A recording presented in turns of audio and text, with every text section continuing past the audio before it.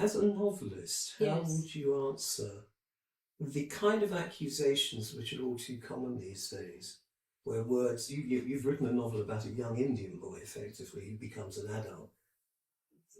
How would you answer critics who might say, what right do you, as a middle-class Englishwoman, have to write about a young Indian boy? Isn't this cultural expropriation? I feel very deeply about that as an English specialist.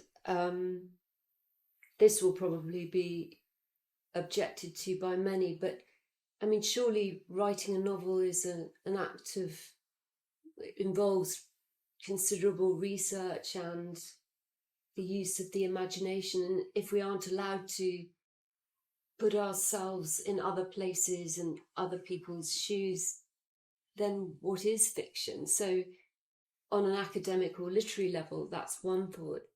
And the other is more personal, which is that, boy, I've practiced being an Indian for 20 years. I was trained to use that language, to wear those clothes, to eat that food.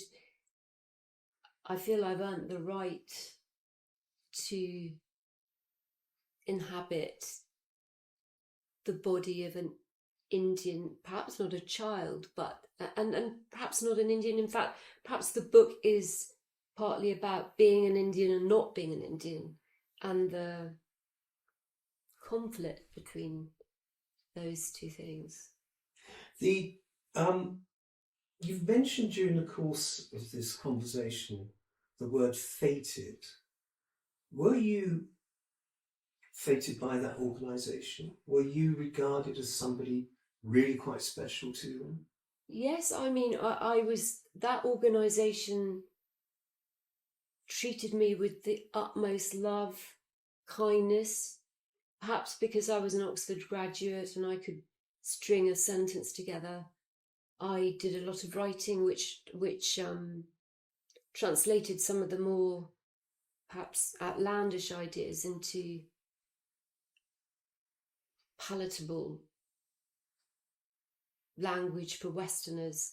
And so that was a useful role, and one that I really loved. But I think fated is a great word, isn't it? Because F-E-T-E-D, I was fated.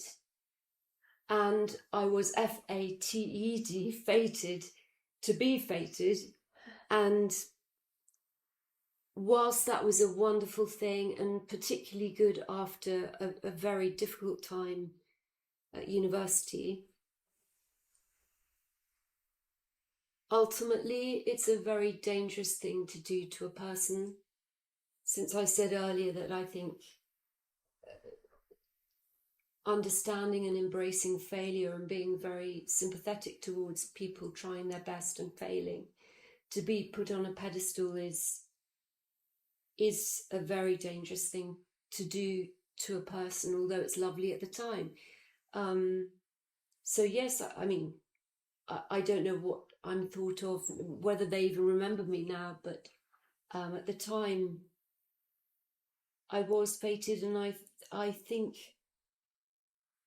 whilst that was beautiful for me, it meant that I perhaps didn't have to do some of the things that other people had to do, which was the dirty work. And those are the people that I think should be celebrated. Those who clean the loos, who do the cooking, who do all the manual work. And I feel at the time, I think I